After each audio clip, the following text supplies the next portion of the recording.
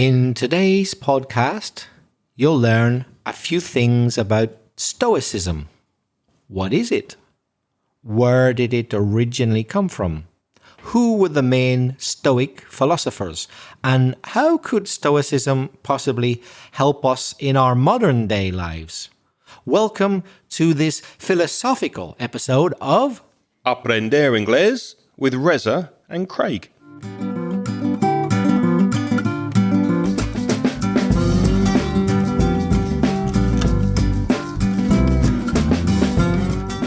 Hi, I'm Reza.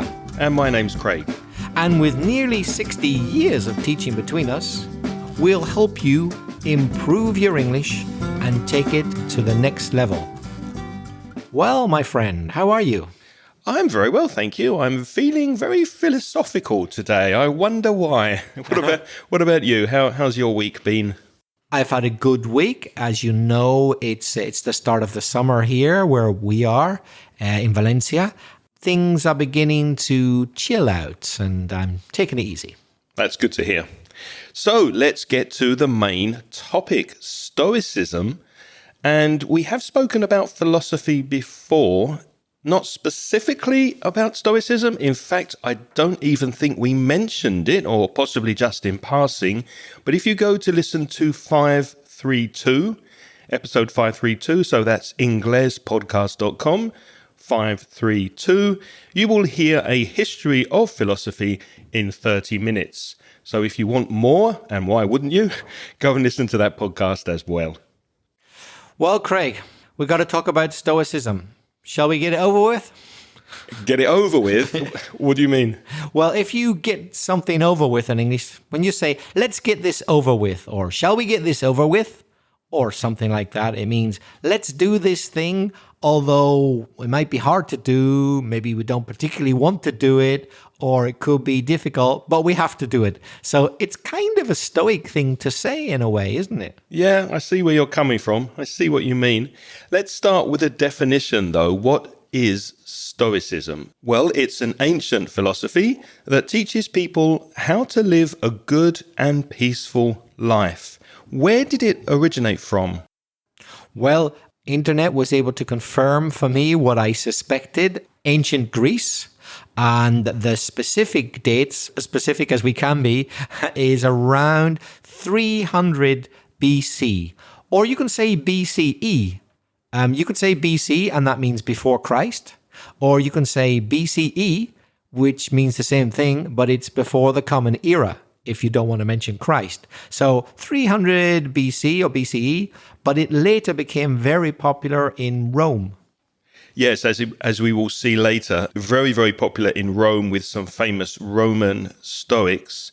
And the main idea of this school of philosophy, Stoicism, is that we cannot control everything that happens to us. However, we can control how we respond to things that happen to us. And that's when, for example, things in modern life go bad for you, but it's not because of something you've done. Imagine you're on the way to a job interview, or you're waiting at the airport and the flight's cancelled, or the taxi that's taking you to the job interview or to the airport is stuck in traffic and you're going to be late and you're getting really stressed and anxious. Well, according to Stoicism, there's no point worrying about it because you don't have any control over the traffic or over the aeroplane schedules. So you can react to it in a way that you choose, and you can choose not to be stressed and not to be anxious. I guess in that case, Craig, I've always strived to be a Stoic. If you strive to do something, that means you would like to do it. Maybe you don't do it, but you'd like to. I've always liked the idea of accepting things that you can't control, but not necessarily being happy about it. But I've always thought it's very important, without knowing that this was Stoicism, that if you can't control something, you have to accept that you can't control it. Yes.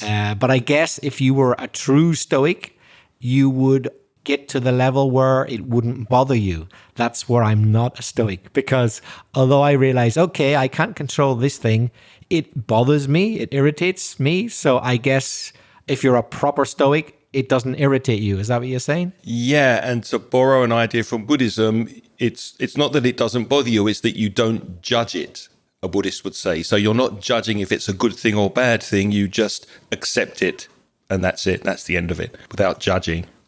We're going to give you a very short history of Stoicism and how it started. But just before we do that, I want to mention something that I started thinking about when we did the research for this podcast, and that's from a guy called Viktor Frankl. Have you heard of him, Reza? The name rings a bell. It sounds vaguely familiar. Well, he was also a philosopher and a psychiatrist, and he was in a Nazi concentration camp during the Second World War. He wrote a very influential book called Man's Search for Meaning. And in it, he says, or to summarize really what the book tries to teach us, is that everything can be taken from a man, as you would imagine it is in a concentration camp. But one thing, the last of the human freedoms, is to choose one's attitude in any given set of circumstances. And that's very Stoic, even though he wasn't a Stoic. But there's a lot in common, I think, with Viktor Frankl's book, Man's Search for Meaning, and what we're going to talk about today. Okay, so Reza, just give us a short history of Stoicism. Where did it all begin?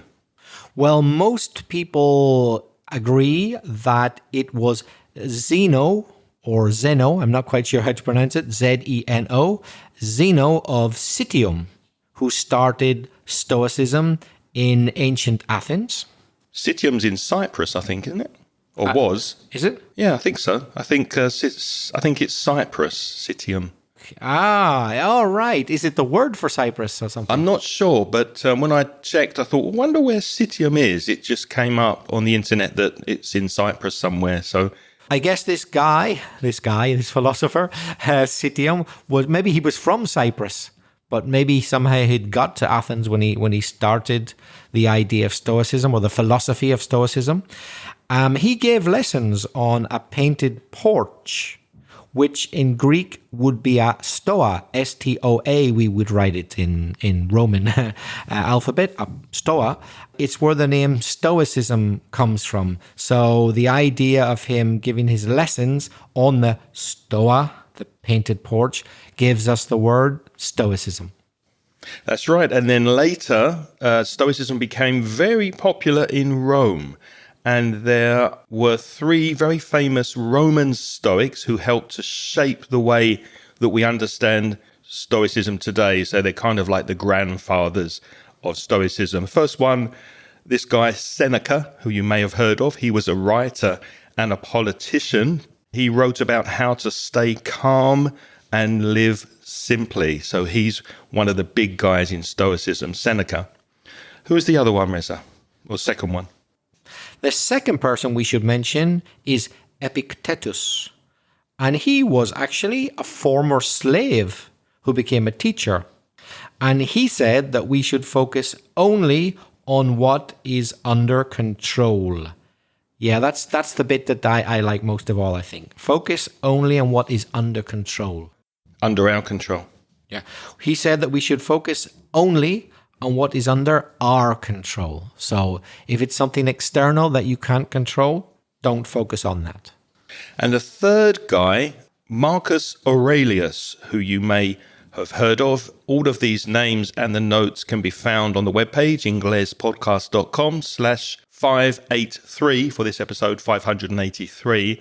Marcus Aurelius, he was a Roman emperor and wrote a book. Well, he didn't actually intend it to be published. They were a series of notes and diary entries called Meditations. It's full of his personal thoughts and criticism of himself to try and be the best man that he could, how to live a very wise, which means intelligent and aware life, and a very honest life as well. And it's an amazing book because As an emperor, he was constantly traveling, fighting battles, sleeping in tents.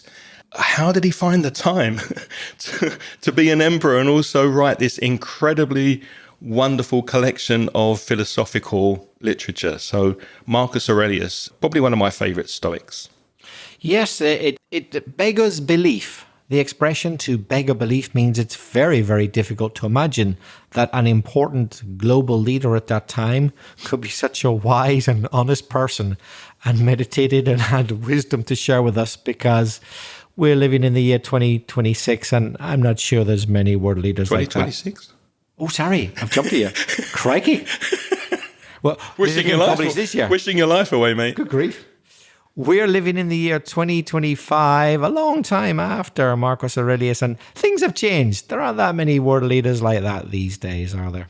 No, but we can draw on many lessons, to draw on a lesson to take from this philosophy things that we can apply to our life today, which is amazing if you think about it. So many hundreds of years ago that these guys wrote this philosophy, and I think there are many lessons that we can learn to use in our life today. So let's look at 5 main concepts of Stoicism. Number 1, Reza has already mentioned control. Well, focus on what you can control in your life. Now, you can't control other people. I'm sure you get really annoyed at people in your family or close friends who do things that you don't like or don't agree with. Well, you can't control other people's actions, but you can control how you react to what they do. You can't control the weather. You can't control the past. So focus on your own actions, your own words, and your own thoughts, because those are under your control.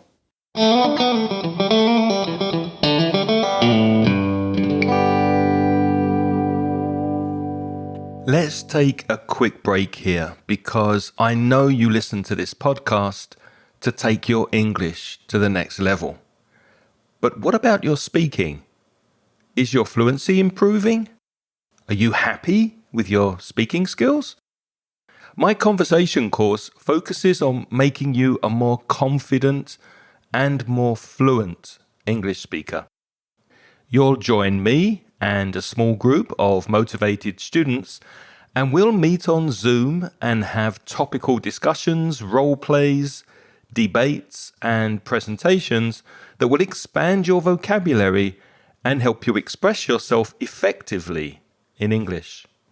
So be proactive and take the first step towards becoming a confident and fluent English speaker. Send me an email today to craig@inglespodcast.com and I'll send you details of the next online conversation course. Thanks for listening. Now let's get back to the podcast.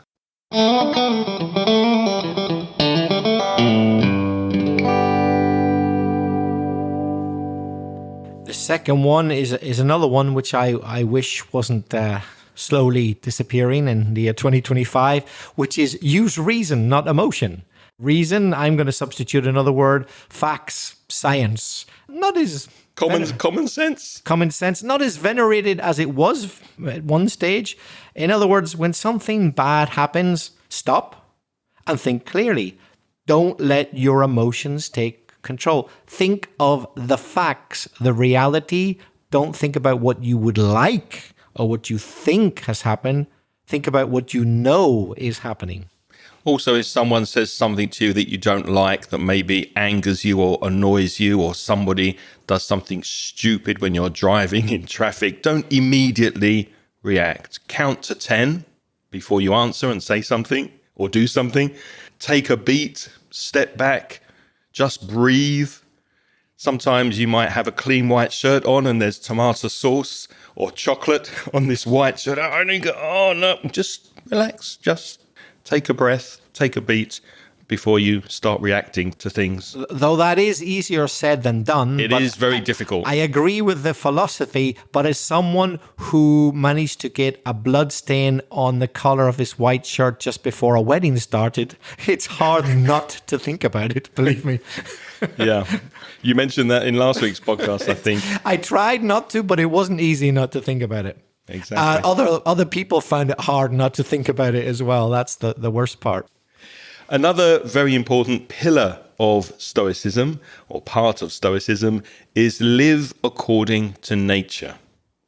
And this means living as a good human being, as Reza said, using reason and logic, common sense, helping others, and just being fair. Craig, are we going to kind of come across anyone which is still commonly applied by world leaders these days? Let's go on. Let's see if we find one. Number 4, practice virtue. Oh, well, we tried. Practice virtue. The Stoics believed the best life is a virtuous one. Marcus Aurelius, leader of the Roman Empire, the most important empire at the time, believed that the best life is the virtuous one. How would you describe virtue? Virtue means Good behavior. It's more than good behavior, isn't it? applying good. I would put it like that. Applying good. A virtuous person does good deeds or good actions. It means being honest, brave, fair, self-controlled. Yeah. Good idea. I wish we could see more of it in this day and age. Yeah, so do I, especially among our leaders and politicians. And the 5th pillar of Stoicism, or important part of it, is to accept change and death. Very difficult to accept change, and obviously very difficult also to accept death, but we should strive to do it. To strive to do something is to try very, very hard. Everything in life changes. Change is inevitable. Nothing stays the same, and we should not fear death or fear loss of loved ones, but just live each day well. So live your best life. Every day that passes is a day less that we have. So we don't have that many days. Make the most of all of them. That's not meant to depress you. That's meant to help you to live your best day every day. So, Craig, how can Stoicism help us today? How can we apply these genuinely ancient values to modern life? Well, I think they're still very applicable, very useful in modern life, because we can use these ideas or concepts to help us handle or deal with stress or problems on a day-to-day basis, any difficult emotions that we might be feeling. So when you're feeling anxious or stressed, just ask yourself, is this in my control? Can I react to this in a different way? How can I react better and not have this feeling of stress or anxiety? Yes, and I would add to that, when you're angry, just take a deep breath and respond calmly. Take a deep breath and respond calmly when you're angry. And when life is hard, and it will get hard when life is difficult, just remind yourself this moment will pass. Everything changes. And as Viktor Frankl said, let's bring him back to the podcast. He said this too will pass, the good and the bad, whether you're falling in love, which is fantastic, that's wonderful, that also very often passes. Good moments you're having with friends and family, those good things pass also. When you're going to the dentist, or you're about to have an operation, or you're in a little bit of pain, just remind yourself that this is temporary. This will pass. And one last, let's say, practical tip which we can give you is when you are tempted to act badly. So to tempt is a verb from the idea of temptation. That's the noun. Something that you shouldn't do seems attractive, but you know you shouldn't do it. You're being tempted. Well, when you're tempted to act badly, choose to do what's right instead. Just stop and think. Be stoic and think, would that be the virtuous thing to do, even though it would be very nice? Well, if the answer is no, don't do it. Choose the right thing to do instead. Yeah, not easy if you're very tempted by instant gratification, but I think that's worth thinking about. So there are some very powerful lessons we can get from Stoicism.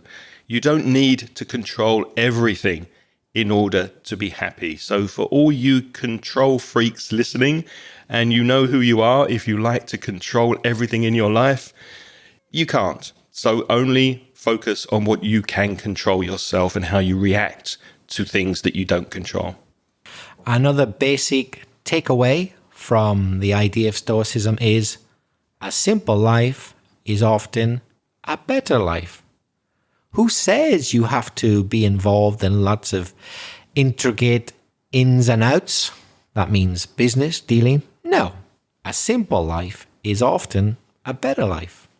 And that's exactly how Marcus Aurelius lived. He was the Roman emperor. He had all the power in the Roman Empire. He could afford the best clothes, the best food. But every so often, for a month or so, he would dress in really old, rough, basically slave clothes, and he wouldn't wash, and he would eat really, really basic food to remind himself that things could get worse, and also to just try and live a more virtuous life and not get spoiled by those luxuries. So he did live his life the way he philosophized. Another thing is that strength comes from inside you and not from outside things. So just realize that you do have the strength to live this kind of life and don't rely on things that are outside you. Another lesson to take away is very simple and hard to accept sometimes, but no one can deny it. It's this: things could always be worse. Are you alive? Yeah, you could be dead. You might be suffering a terrible disease. You might even be in pain. You might have no money. All of those things combined. But you are alive, right? Things could always be worse. Are you disappointed with your English level? Well, you could have no English whatsoever. But if you understand what we're saying, just appreciate what you have, because it could be a lot worse. And finally, wisdom, kindness, and self-control are more important than money or success. That's another lesson from Stoicism. And if this has whetted your appetite, that's not W-E-T, that's W-H-E-T, to whet your appetite means you're tempted to discover more or to find out more information about Stoicism. There are 3 books that we suggest you look at. One, as we mentioned, is Meditations by Marcus Aurelius. The Daily Stoic by Ryan Holiday and Stephen Hanselman. Ryan Holiday is very prominent on YouTube. He's made lots of YouTube videos. He's been interviewed by many people. He's also created a podcast about Stoicism. So if you want to go on social media and search for Ryan, he's a very, very experienced Stoic who explains this philosophy very well.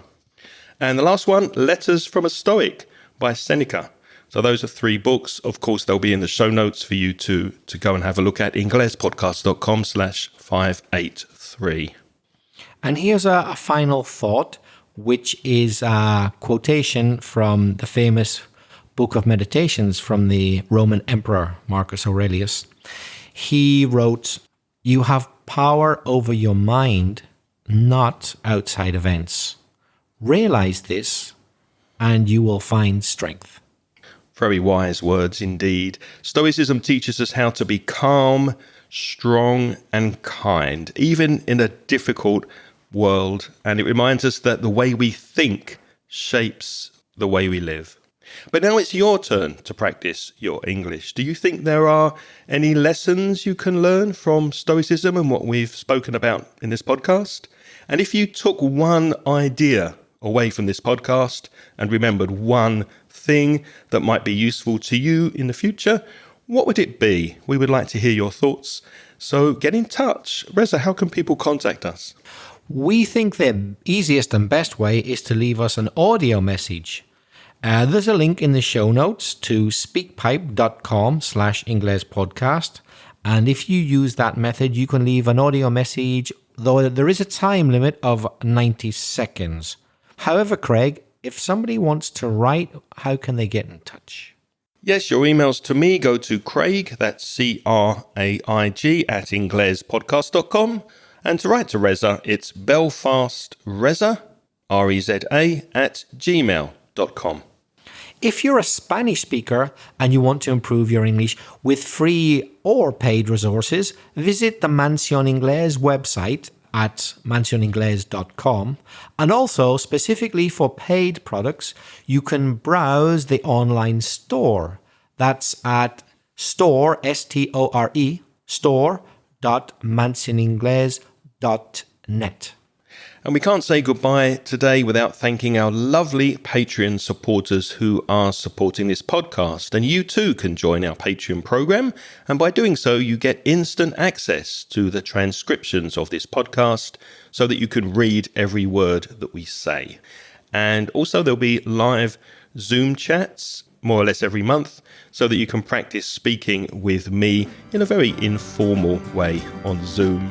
So in the show notes, you have a link to the Patreon website. It's patreon.com/inglespodcast. It would be nice to list every single one of our Patreon supporters, and there are quite a few, but we just don't have time. So what we'll do is what we always do.